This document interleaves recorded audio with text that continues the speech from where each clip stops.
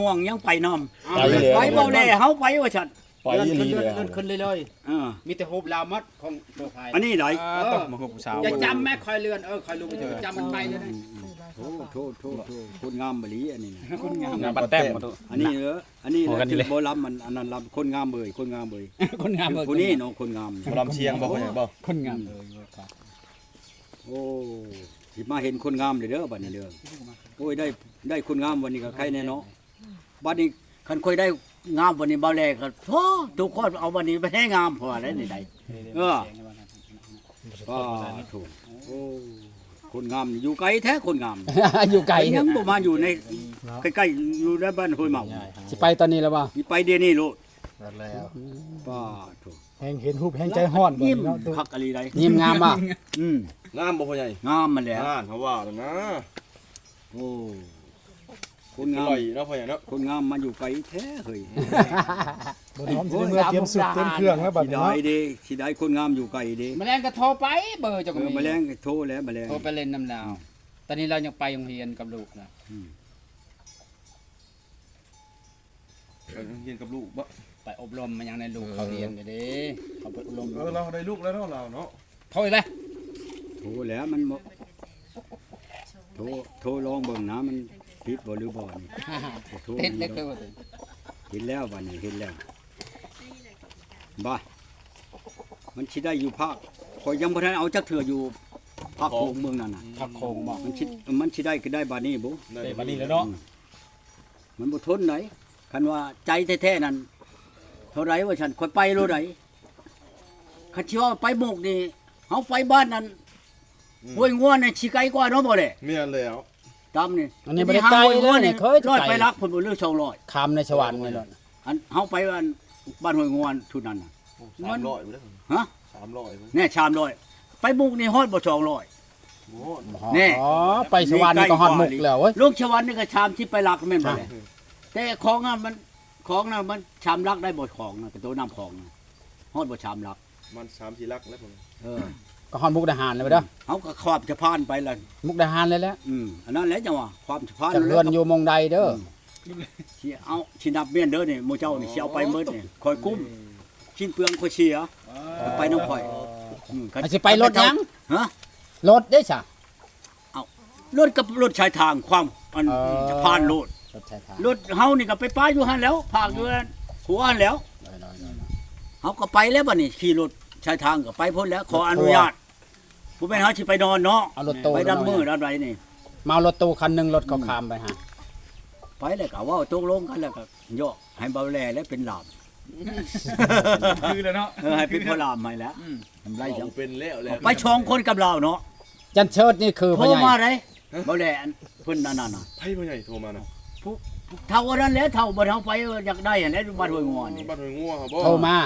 บัดนี้ผู้ชาวลูกขี่คนนั่นก็โทรมานี่ หึ เพิ่นให้ลงไปเบิ่งข่อยเฮาบ่ไป มันไกลเนาะ อันอยู่บ้านห้วยงอคือกันข่อยก็ฮู้จักเจ้ามาเบิ่งไม่เท่าอันนั้นครับข่อยนั้นมาเฮือนผัวเราอะอยู่ใกล้ๆกับเพื่อนนั่นเท่าอันเฮาไปเบิ่งหั่นแหละ อืม อยู่คอยอยู่ใกล้ๆเห็นหมู่เจ้ามานั่นโอ้ยคอยก็คิดว่าหมู่เจ้าสิเลาะมาเลยสิถามเราเมื่อนั้นหมู่เจ้าบัดไปนอนเฮือนลูกเคยลูกสาวเราอยู่ใต้เราอยู่ทางนี้เฮือนเราอยู่โอ้ยเฮ้ยหมู่เจ้ากับพ่อห้องจะคอยโอ้ยพระชิหารห้องเราผู้หนึ่งไปหาผู้สาวคอยนั้นลูกคอยชีโคตรคอยมาเฮือนผัวคอยตายเราอ่ะอยู่น้ำยาเลยนี่ ลูกใหญ่มาแล้วพ่อใหญ่ไม่ได้ทำบ่ บ่ลูกนั้น น้อย ได้6 ปีนั้นผู้หนึ่งผัวตายพ่อปะนี่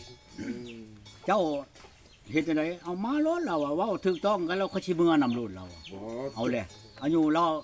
อายุเจ้าได้จักปีลูกหลายตื่นแล้วชามชิปผู้แล้ว บ้านห้วยงัว ชามชิปก็ยังใครกว่าเท่านั้นเนาะ บ้านห้วยงัวพ่อใหญ่ บ้านหน่วยงัว ผู้นำปัญหา เอา 60 ก็ไปนำบ่แลก็บ่แลนี่ไปนอนนานคืนหนึงบ่แลนี่ไปนำนี่ชีว่าอันนั้นพี่ครับ ฮู้ บ่ฮู้เมือง อัศพรบ่ สารวัตรเนาะพ่อใหญ่ พักแค่วันไปได้ โอ้สารวัต สาร รวัตรมัน ค่อย ติดต่อโอ้ย ก็ย่างเข้าไปนี่บ่แลจนว่าว่า ไปเลยสารวัตร ชื่อไปเพียงอันดักแด้เป็นอันนี้มาหลายแท้ตู้ฉะนั้นชิปอันเนาะไปผู้นั้นตู้ค่อยเป็นสมาชิกเจ้าผู้นี้สมาชิก เอาให้ผู้แตะผู้ยังก็ไปนะหยุดหิวออกมาแล้วบัดนี้เบาแลบ่ได้เข้าไปนำเอาจะมาชื่อหลายแท้ตู้มันบ่แม่นชื่ออผู้นั้นก็อาชำมาชิกเจ้าผู้นี้ชำมาชิกเจ้ารถ บ่ได้ชื่อ แต่บักหลาย เอาไปกินพุ่นแล้วกับบ่แหละ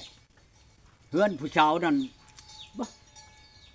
ชับคกหัวนี่เนาะบ่แหละเนาะชับคกหัวเพิ่นน่ะเพื่อนผู้ชาว เนาะพ่อใหญ่ จนเราว่าจนเราบ่ให้นอนเฮือนเราบ่มีบ่นอน เราพาไปนอนอยู่เพื่อนลูกเคยลูกสาวเราพุ่นใครเติบแล้วประมาณวาง4-50 เมตรพุ่นแหละแต่เฮือนเราไปหาเฮือนลูกสาวเราก็ไปนอนตื่นมาเช้ามาแล้วก็เราหาข้าวหาน้ำมากินไปก็เท่านั้นก็บ่คิดใช่หักเราเว้าตามฮีตบันไดแล้วว่าค่อยมาเฮือนผัวเขานี่เป็นแม่เฮือนเราอ่ะและเอานักในใดเราอ่ะอันเรื่องฮีตนี่ลายปานใดแล้วว่ามื้อนั้นคือว่า30 ล้านกับควายเนาะบ่แหละ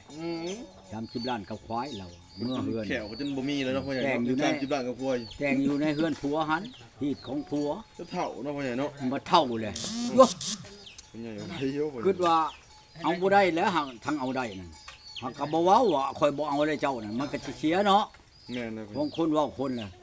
เลยตัวเองว่าเดี๋ยวนี้หั่นข่อยมานี่กับยาหลานนี่นั่นเดี๋ยวนี้นั่นมาเบิ่งมาทาบเบิ่งหักทั้งเอานี่ข่อยเอาแล้วเอาเจ้านั่นข่อยหักอยู่เมื่อเถื่อมเอ้ยน้องข่อยจะก่อนต้องจะสิลงมาไหมวะ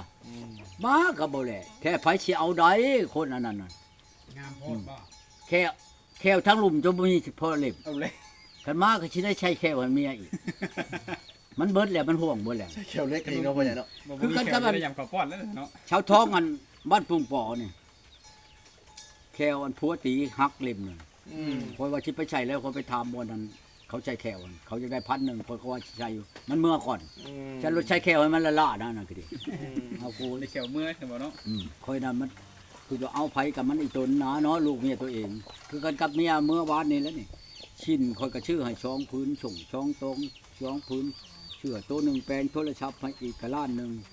เกือบคู่หนึ่งอีบัดน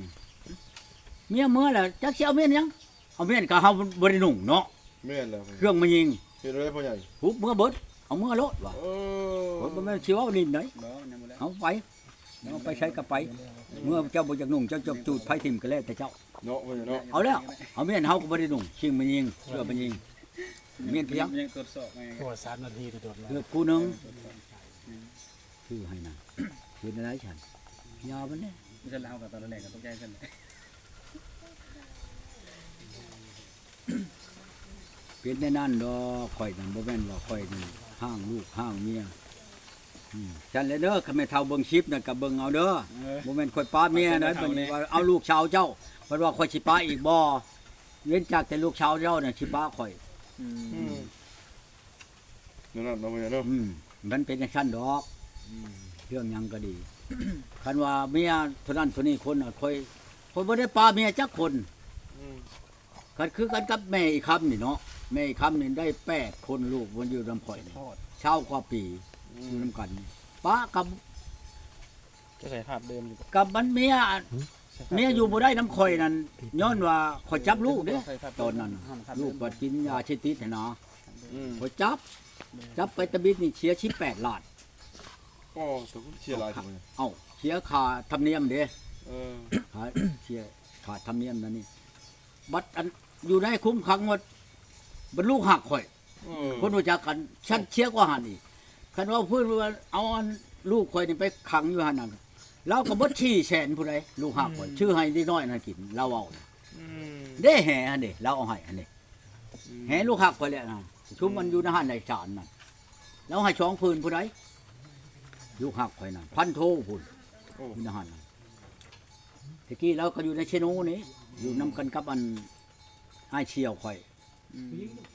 อันตะกี้ท่านท้องนี่อยู่อันหัวหน้าคุ้มขังอยู่ในเชโนนี่ได้บ้านนี้ล่ะบ่าวอันนี้ล่ะคนชาละวันนี่ไปอยู่อันคุ้มขังอยู่คุกคำขี้ไก่นี่แล้วเอาเมียอยู่บ้านหงส์บ้านเดือนะเพื่อนเมียเราก็อยู่ในบ้านเดือเรือว่าปะกันหรือคนก็บ่ได้ถามเด้นี่นะกับเราน่ะเราก็พันโทพุ่นเบานี่นะอันเบอร์โทรบ่ยังเราก็ยังอยู่นะนั่นน่ะตัวเองโทรถามมื้อน่ะบ่อันมีอยู่บ่แห่อันลูกก็อยู่นะเอิ้นเพียงเราอ่ะมาเอานะแม่เฮาบ่ได้ไปเอาว่าแล้วน่ะ ได้มูลนั่นน้ำเมียนี่